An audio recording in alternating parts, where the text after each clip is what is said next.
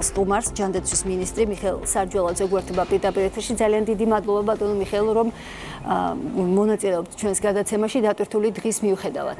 მოკლედ, საკმაოდ შთამბეჭდავი იყო ის კონკრეტული ფაქტები, რომელიც ახსენეთ დღეს ბრიფინგზე. გულისხმობთ შემოსავლის მქონე პირებს, რომლებიც მაინც იმყოფებიან სოციალურად დაუცველთა ბაზაში.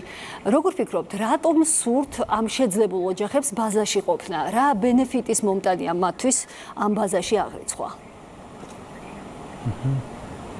მოგესალმებით, დიდი მადლობა ამ თემით დაინტერესებისთვის. მართლაც საყურადღებო თემაა. თქვენს მაყურებელს მივესალმები და ახლა რაც შეეხება საკითხს. პირველი რაც ალბათ აღნიშვნას იმსახურებს, ეს არის რომ ამ მიუხედავად ამ ანომალიური მოვლენებისა, ასე ვთქვათ, როგორც დღეს ამას დავარქვით, მართლაც რომ ადამიანებს, რომელსაც რეალურად აქვთ ძალიან მაღალი შემოსავლები და პრაქტიკულად შეძლებულ ოჯახებად შეიძლება ჩაითვალოს. ახლა ოჯახი, რომელსაც აქვს მაგალითად რამდენიმე 10,000-იანი შემოსავალი თვეების განმავლობაში, მას ბუნებრივია, რომ არავითარი მიზეზი არ უნდა კონდეს, რომ ის ჩართული იყოს სოციალურად დაუცველ ოჯახად ჩაითვალოს და შესაბამისად სახელმწიფოსგან ღებულობდეს რაიმე სახის შემწეობას, ან თუნდაც არ ღებულობდეს, იყოს ასეთ რეესტრში რეგისტრირებული და შემდეგ მაგალითად სარგებლობდეს ცალკეული სოციალური შეღავათებით. მოგეხსენებათ, რომ მაგალითად თუნდაც საყოველთაო ჯანდაცვის პროგრამაში სოციალურად დაუცველად ვინც ითვლება, მათთვის ბუნებრივია გარკვეული უკეთესი შეღავათები არის გათვალისწინებული. ამიტომ ბუნებრივია, რომ ჩვენი მთავარი ამოცანა გახლავთ, რომ აი ძალიან მოკლედ რო ვთქვათ, სოციალური სამართლიანობა შეიქმნას, ხო, ქვეყანაში არსებობდეს სისტემა, რომლის მიხედვითაც სოციალურად დაუცველებისთვის განკუთვნილი თანხები ხმარდება სწორედ მათ პირველ რიგში, ვისაც ყველაზე მეტად ეს უჭირს. როგორც ეს კანონმდებლობამ გადაწყვიტა, კანონმდებლობაში არის მოგეხსენებათ გათვალისწინებული მეთოდოლოგია, რომლის მეშვეობითაც ოჯახები, ვისაც ეკუთვნის თანხა, ძალიან მარტივად რომ ვთქვათ, ისინი მოწმდებიან მთელი სისტემა კრიტერიუმებისა, რომლის მიხედვითაც იწერება ქულები და თუ რაღაცაზე მეტი თუ არ აქვთ ქულა, ასეთ შემთხვევაში მათთვის გათვალისწინებულია გარკვეული ანაზღაურება. აი თუ მეტია ამ შემთხვევაში, გარკვეულ შემთხვევაში რაღაც შეღავათებით ესენი სარგებლობენ ეს ადამიანები, თუმცა რაღაცაზე მეტი ეს უკიდეგანოდ ვერ იქნება, ვისაც არ აქვს ასე ვთქვათ მხარდაჭერის საჭიროება, ბუნებრივია ასეთი ადამიანები არ უნდა ირიცხებოდნენ ბაზაში. ეხლა რაც შეეხება, ნახეთ რამ შექმნა ეს პრობლემა. პრობლემა შექმნა იმან, რომ მაგალითად კოვიდის დროს მიღებული იქნა გადაწყვეტილება იმის შესახებ, რომ მორატორიუმი გავრცელებულიყო, ანუ არავინ არ გადამოწმებულიყო. ისე სტანდარტულად, აი ახლა დღეს რომ მოვიდეს ოჯახი, რომელიც თქვათ შეიძლება აქვს დიდი პრობლემები სხვადასხვა მიზეზთა გამო, აი ამ კრიტერიუმებით შეაფასეთ და პირობითად ვამბობ, აქ ქულა მაგალითად 50,000, მეტი არა. შესაბამისად მას ენიშნება შემწეობა, მაგრამ ღმერთმა მისცეს და თუ შეძლებს რომ ის ამოვიდეს ამ სიღარიბიდან, მაგალითად მუშაობა დაიწყოს, ხელფასი გაეზარდოს, შემოსავალი კონდეს, ასეთ შემთხვევაში მას ხო აღარ ჭირდება ასეთი შემწეობა. აი ასეთ შემთხვევაში სტანდარტულად რომ არა მორატორიუმი, რომ არა მილიონი სპეკულაცია ამ თემასთან დაკავშირებით და სხვა, ასეთ შემთხვევაში ბუნებრივია ჩვენ დაუყოვნებლივ როგორც კი ჩნდება გარკვეული ქონება, გარკვეული უპირატესობა, გარკვეული ხელმოკლეობიდან თუ გამოვიდა ეს ადამიანი, ბუნებრივია ამას ვამოწმებთ და აი ეს პროცესი იწყება რეალურად, როდესაც ჩვენ ვაპირებთ, რომ იქ სადაც სხვადასხვა მიზეზთა გამო, მაგალითად შემოსავლების არსებობის გამო, მაღალია ალბათობა, რომ ამ ოჯახებს აღარ სჭირდებათ ასეთი შემწეობა, ბუნებრივია ასეთ დროს ჩვენ დავიწყებთ მათ შემოწმებას, გამოვლინდება კონკრეტული პირები და შესაბამისად ვისთანაც მისაღებია გადაწყვეტილება, რომ ისინი უნდა დარჩნენ იგივე ქულით, ისინი დარჩებიან, ვისაც მაღალი შემოსავლების გამო, მაგალითად მაღალი შემოსავლების გამო ეს აღარ ეკუთვნის, ასეთ შემთხვევაში მას უქმდება რეგისტრაცია. მოკლედ მივყვეთ აი დეტალურად, აი კიდევ რა პრობლემები გამოვლინდა სოციალური მომსახურების სააგენტოს ანალიზის შედეგად სოციალურთა დაუცველთა ბაზაში. ანუ რა არის სოციალური მომსახურების სააგენტოს მიერ ბაზაში რეგისტრირებული ოჯახების გადამოწმების აქტიური პროცესის მთავარი გამსაზღვრელი მიზანი?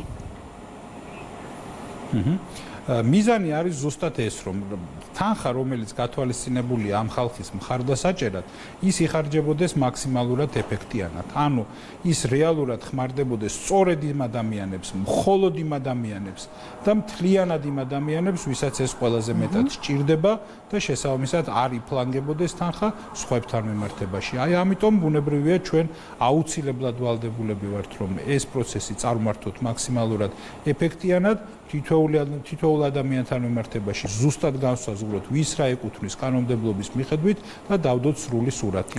შესაბამისად, ეს რთული პროცესია, სხვათა შორის არ არის მარტივი პროცესი და შესაბამისად გარკვეული რამდენიმე თვე დაჭირდება, მაგალითად, რამდენიმე ათეული ათასი ოჯახის შემოწმებას. ვფიქრობთ, რომ ზაფხულისთვის უფრო ცხადად გვეცოდინება, მაგალითად, დიდ რიცხვებზე შეგვიძლია გავიდეთ. თუმცა ეს აქტიურად დაიწყება პირველივე ეტაპიდანვე, ვთქვათ, უკვე თებერვლის ბოლო დღეებიდანვე, ბუნებრივია, რომ ჩვენ გვექნება გარკვეული შედეგები. შემდეგ ეს გაჩნდება მარტში და ასე შემდეგ. ეს სამუშაო პროცესია. მოკლედ, მთავარი სიახლე, რაც გახლავთ ის, რომ ამ დრომდე თუ კი მხოლოდ ცალკეულ შემთხვევებში, ძალიან მიზერულ შემთხვევებში ხორციელდებოდა ოჯახების გადამოწმება, ამ შემთხვევაში ეს იქნება, ერთგვარად შეგვიძლია ასეც დავარქვათ, პროაქტიულ რეჟიმში წარიმართება. პროაქტიული რეჟიმი გულისხმობს იმას, რომ ჩვენ არ დაველოდებით, მაგალითად, მცირე შემთხვევებს ან თვითონ მომართვას ოჯახისას რომ გადამამოწმეთ, არამედ ჩვენ აქტიურად, ვისაც გამოუჩნდება, მაგალითად, ცალკეულ ბაზებში, მაგალითად, მაღალი შემოსავალი, ვისაც მაგალითად სავარაუდებელია, რომ მაგალითად მისამართი, რომელზედაც ის ამ დრომდე შეფასდა,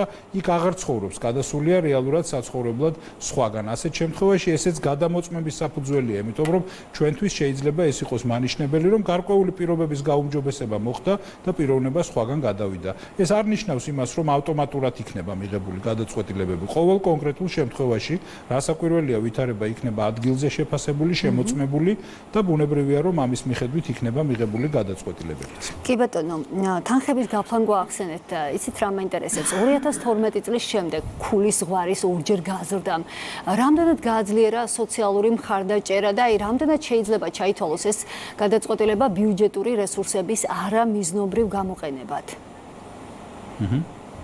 იცით რა არის, გადაწყვეტილების მთავარი мотиваცია გახლავთ ის, რომ რაც შეიძლება მეტ ადამიანს თუნდაც შეიძლება ვთქვათ ნაკლებად მოწყვლაც, მაგრამ როდესაც იზრდება სახელმწიფოს სოციალური პაკეტი, ამაში თავისთავად ცუდი არაფერია, რა თქმა უნდა, იგივე მაგალითად 2016 წელს იყო მიღებული ეს გადაწყვეტილება. როდესაც იზრდება, ასე ვთქვათ, თამასა და მეტ ადამიანს ვეხმარებით, ეს თავისთავად ცუდი არ არის. აქ მთავარია უბრალოდ, რომ არ გამოგვრჩეს მხედველობიდან, არ გამოიპაროს ისეთი წრე ადამიანებისა, ვისაც არ ეკუთვნის ასეთი ანაზღაურება.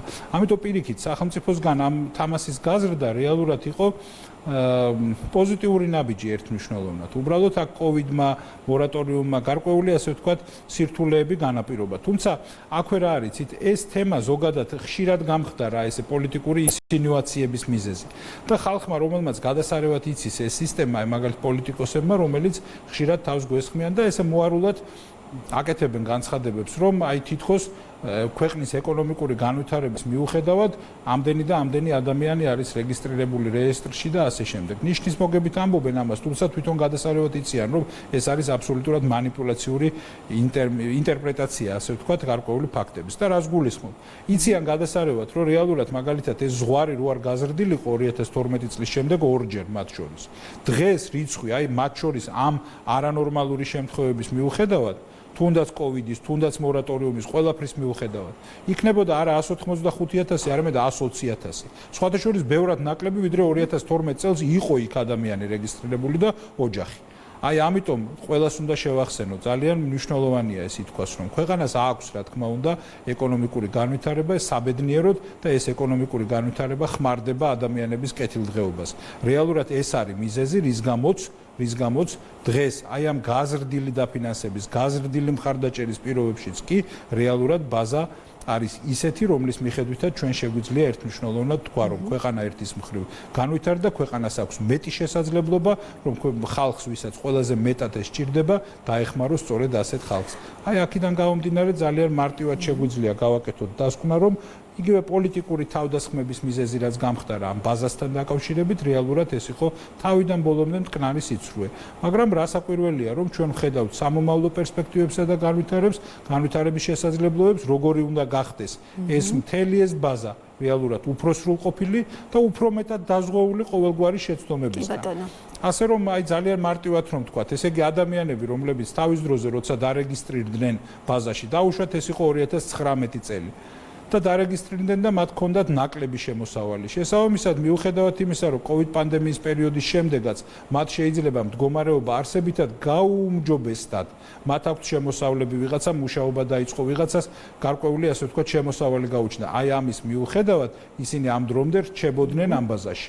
ახლა რასაკვირველია, მოვიდა დრო, როდესაც ჩვენ ამას ყველაფერს გადავამოწმებთ და ამის შემდეგ გვეცოდინება, ვინ უნდა დარჩეს ამ ბაზაში, ვის აღარ აქვს უფლება რომ რჩებოდეს ამ ბაზაში და შესაბამისად უნდა შეუწყდეს ასეთი სტატუსი.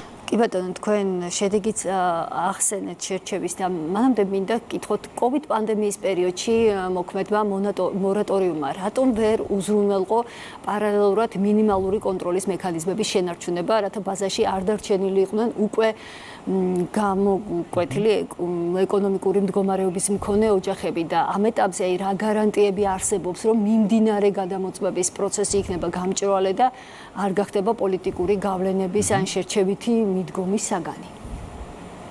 გავიგე. პირველ რიგში საქმე იმაშია, რომ პანდემიის დროს გვახსოვს რა იყო მდგომარეობა, როგორი იყო მდგომარეობა.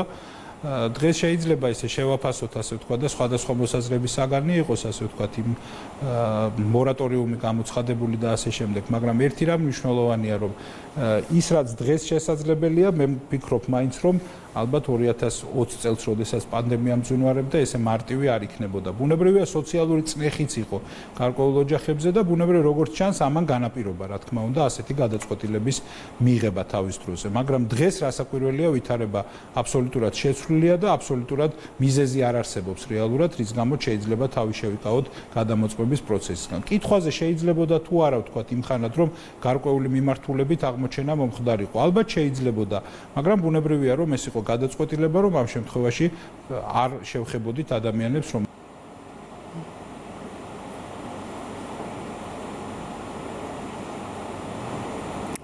ბატონო მიხეილ, ჩვენ შევეცდებით დავუკავშირდეთ ბატონ მიხეილს, ჯანდაცვის მინისტრი საუბრობდა ახალ ინიციატივაზე, რომლის მიხედვითაც სამინისტრო გეგმავს, რომ შესაბამისობაში მოიყვანოს სოციალურად დაუცველთა ბაზა და სადაც რეგისტრირებულია დაახლოებით 400,000 ოჯახი და ამის მიხედვით დააკორექტიროს ეს სია და მის შემდეგ გაირკვევა ვის შეუნარჩუნდება, რა პირობებით ან როგორ მოხდება დაკორექტირება.